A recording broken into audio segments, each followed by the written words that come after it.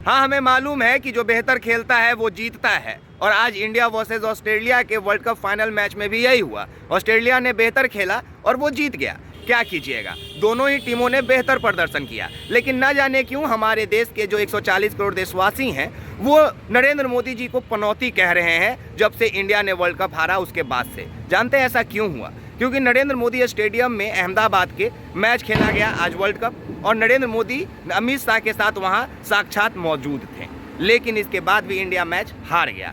जानते हैं हम ऐसा बार बार क्यों कह रहे हैं? क्योंकि जब मैच स्टार्ट हुआ था ना, तो उस समय फील्ड एक्सपर्ट और पिच एक्सपर्ट और वेदर एक्सपर्ट यह बात लगातार कह रहे थे कि शायद इंडिया को आज यहाँ मैच नहीं खेलना चाहिए था, क्योंकि यह जो फील्ड है इसका एरिया भी बहुत बड़ा है, और दूसरी बात कि यह बैटिंग पिच नहीं है, यहाँ पे हिंदुस्तानी खिलाड़ियों को मुसीबत का सामना करना पड़ सकता है। लेकिन किसी ने नहीं माना। जानते हैं क्यों? क्योंकि आज महापर्व छठ पूजा है। आस्था और श्रद्धा से जुड़ा हुआ हम तमाम हिंदुस्तानियों का सबसे बड़ा पर्व छठ पूजा, और छठ पूजा में 140 करोड़ जनता के सामने वर्ल्ड कप मैच होना सोने पे सुहागा था। नरेंद्र मोदी जी को लगा कि हम जिद करके अगर अहमदाबाद के नरेंद्र मोदी स्टेडियम में मैच करा देते हैं और इंडिया मैच जीत जाता है, तो 2024 का इलेक्शन में जीतने का 10% मेरा जो आंकड़ा है वो बढ़ जाएगा। क्योंकि हम कह सकते हैं, और ऐसे भी तो खबरों में चलाया जाता है कि नरेंद्र मोदी जितवाएंगे मैच, नरेंद्र मोदी लाएंगे वर्ल्ड कप।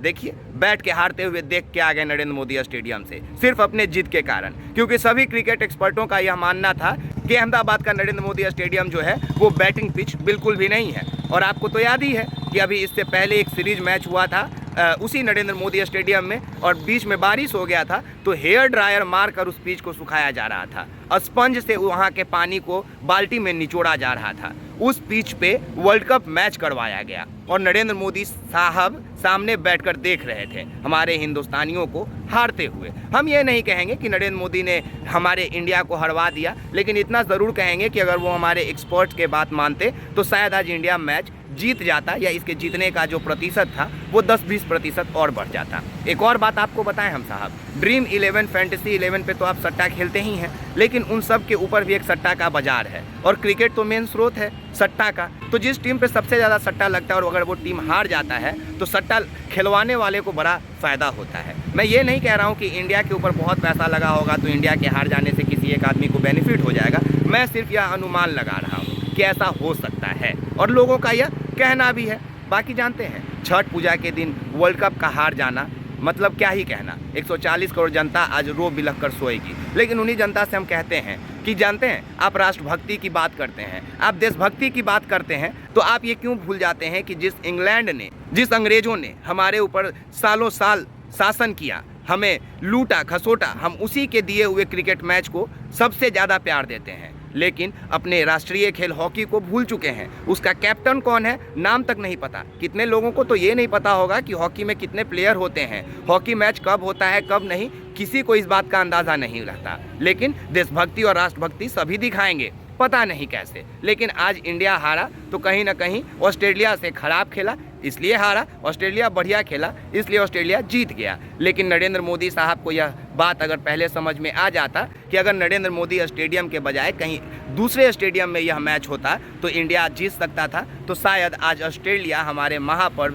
छठ के अवसर पर हमारे घर में घुसकर हमें आज हरा के नहीं जाता। और बाकी तो आप लोग को पूरा कहानी पता ही है कि 2011 में हम लोग लास्ट वर्ल्ड कप जीते, उसके बाद अभी तक नहीं जीते।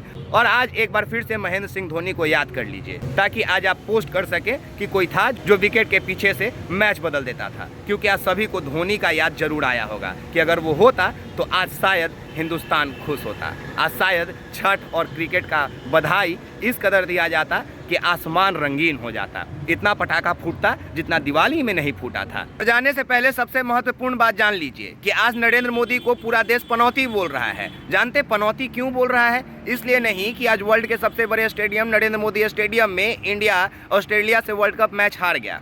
ऐसा इसलिए बोला जा रहा है क्योंकि 2003 का मैच भी इंडिया हारा था, और उस समय अटल बिहारी वाजपेयी थे, मतलब बीजेपी का शासन था। उसके बाद 2015 में भी नरेंद्र मोदी थे और इंडिया मैच हार गया था। 2019 में भी नरेंद्र मोदी थे और इंडिया मैच हार गया था, और अभी 2023 में भी नरेंद्र मोदी हैं और बैठ के मैच देख रहे थे और इंडिया मैच हार गया। इसलिए शायद नरेंद्र मोदी को आज पूरा देश पनौती बोल रहा है। और अगर आपको मेरी बातों पे यकीन नहीं हो रहा है तो आप जाइए नरेंद्र मोदी के इस पोस्ट को देखिए, जहां पे सुबह में ही नरेंद्र मोदी ने टीम इंडिया को शुभकामना दिया था कि आज जीत कर आएंगे, और उसी पोस्ट पे नरेंद्र मोदी को सब पनौती बोल रहे थे। उनके पोस्ट को शेयर करके ये लिखा जा रहा है कि जानते हो हम मैच कहाँ हार गए, यहाँ, जहां नरेंद्र मोदी जी ने ये बोल दिया कि टीम इंडिया को मेरे तरफ से शुभकामना है, वो जीत कर आए। सोचिए इस देश के प्रधानमंत्री के बारे में जनता क्या सोचती है। और एक बार ये सोच के देखिए कि वर्ल्ड के सबसे बड़े स्टेडियम में जहां 1.25 लाख दर्शक मौजूद थे, और वहां पे 1.25 लाख दर्शक रोते हुए स्टेडियम से आज अपने घर लौटे होंगे छठ पूजा के शुभ अवसर पर। कितने ऐसे लोग होंगे जो मैच देखने के चलते अपने घर पे छठ पूजा में उपस्थित नहीं हुए होंगे। कई बच्चे अपने घर पे इसलिए पिटा गए होंगे क्योंकि वो छठ पूजा का काम करने में आनाकानी कर रहे होंगे, लेकिन मैच को सबसे ज़्यादा प्राथमिकता दे रहे होंगे। इन सभी भावनाओं को नरेंद्र मोदी जी ने चकनाचूर कर दिया अपने नाम के बने हुए इस विश्व के सबसे बड़े स्टेडियम नरेंद्र मोदी स्टेडियम में, क्योंकि वो पिच, वो मैदान पहले से विशेषज्ञों के द्वारा ये कहा जा रहा था कि बैटिंग पिच नहीं है। लेकिन इन सभी बातों को अनसुना करके नरेंद्र मोदी ने इस देश के भावनाओं के साथ जो खेला है वो खेला, लेकिन ऑस्ट्रेलिया ने आज बेहतर खेला, इंडिया ने आज बेहतर खेला, ऑस्ट्रेलिया थोड़ा ज़्यादा बेहतर खेला, इसलिए वो वर्ल्ड कप जीत गया। तो दोनों ही टीम को हम सभी के तरफ से शुभकामना है। बात बाकी आप एक्सपोज मीडिया देख रहे हैं, मेरा नाम विकास राज है। आप तमाम लोगों का बहुत बहुत शुक्रिया। जय हिंद, जय बिहार।